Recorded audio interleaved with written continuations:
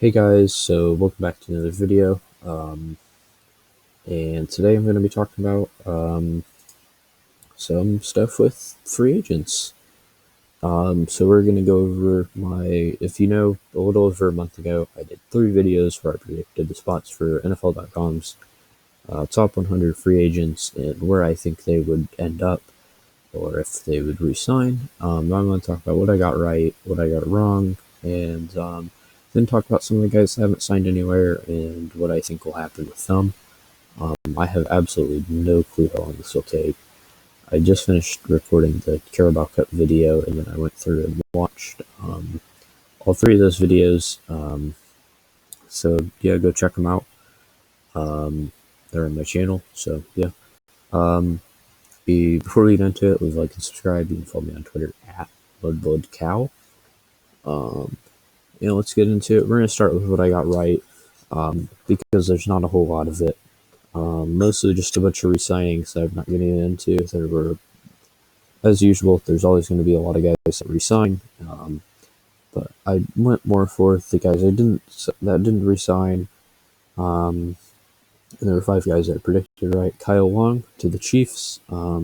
This one was pretty easy. He'd met with both the Raiders and the Chiefs. I'd figured he'd want to stay with the Chiefs, and that was pretty simple.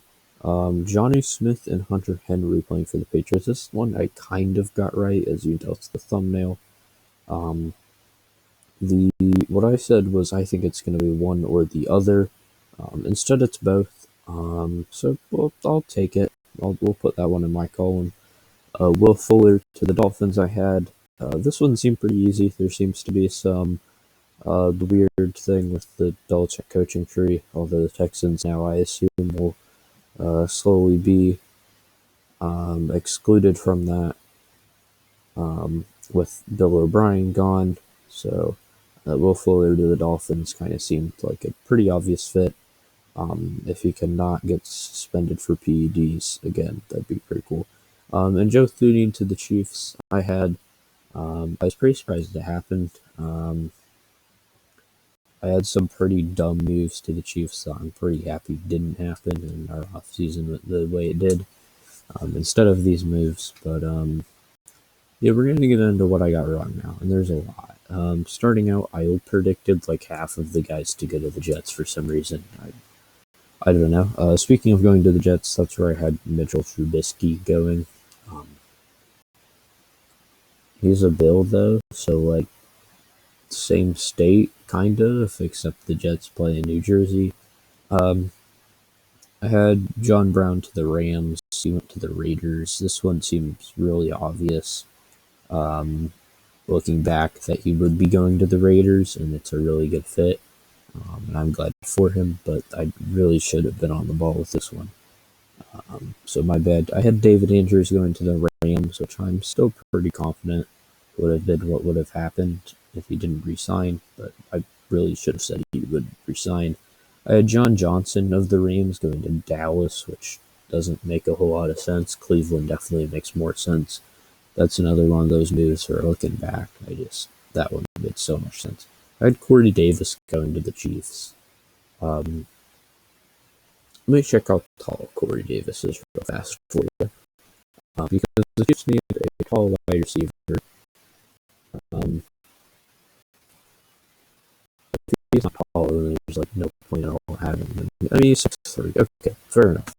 But still, he went to the Jets. That makes, again, a lot of sense.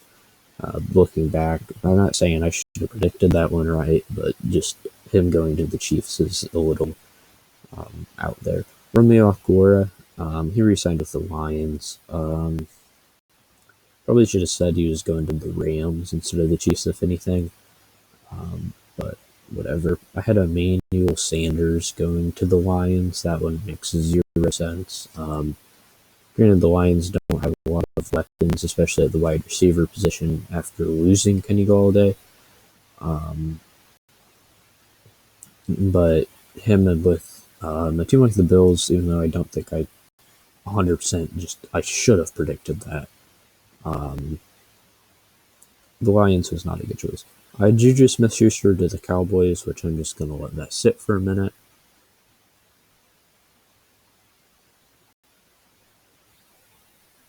5 seconds has passed, not quite a minute, but you get the point.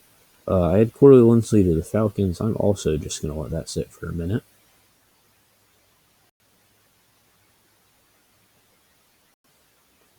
Kenny Golladay to the Patriots, which makes some sense, especially now Julian Edelman's retired as a weapon.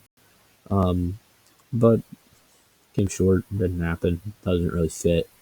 I had Sammy Watkins to the Patriots as well, similar thing there.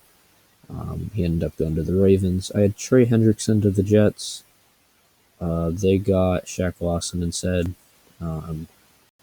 So cool, I guess. And then I had Bud Dupree to the Vikings, which also makes no sense. As well as this one's one of my favorites. I said Jadeveon Clowney would be a good addition as an edge to mirror TJ Watt on Pittsburgh's pass rush, and somehow completely forgot about this one dude named Cameron Hayward, who's kind of tearing it up there. So that's cool. So, I mean, as usual, got a lot more stuff wrong than I got right. This isn't even all I got wrong. It's just the funny bits. The other stuff's kind of boring. Now, I'm going to go through the top remaining free agents, what I think will happen with them. At this stage, or just not all of them, obviously, but just ones I think are interesting. Top rated is Mitchell Schwartz. I think him and Eric Fisher are in a similar position, especially for Mitchell Schwartz. I think he's going to wait to get healthy from his back surgery, and then he'll sign with the team. It's pretty. I don't think. I mean, there's definitely injuries that can do it, but I find it hard to believe that he went from the top right tackle in football to not even on a roster anymore and retired. I don't think he'll retire. I think he'll wait and get healthy. And I think he's putting way too much work into his rehab to not be trying to get healthy. Justin Houston and Melvin Ingram, I was both really hoping the Chiefs would sign. I don't think it'll happen now. I think we're just going to grab an edge in the draft. What happens to them? I don't know. I think they'll probably both get picked up by team after the draft. He still needs an edge.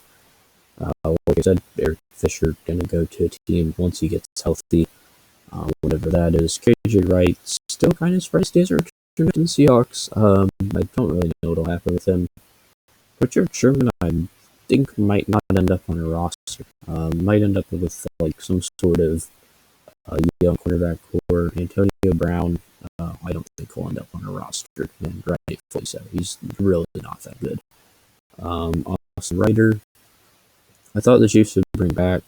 He had 2 pretty solid years, but I mean, he'll definitely get picked up by someone. Offensive line depth's not easy to come by in the NFL, and he's a pretty capable starting center.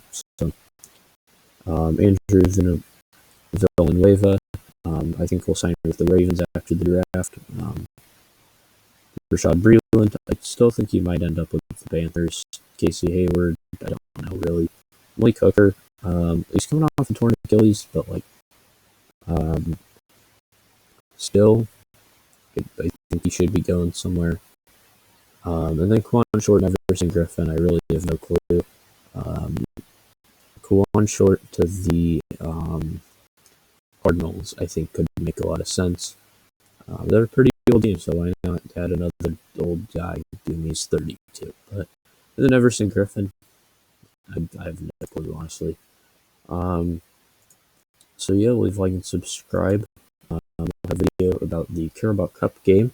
I know I have a preview videos and predictions earlier today. We'll have the actual video, about the game and what transpired tomorrow, as well as maybe another NBA or NFL video.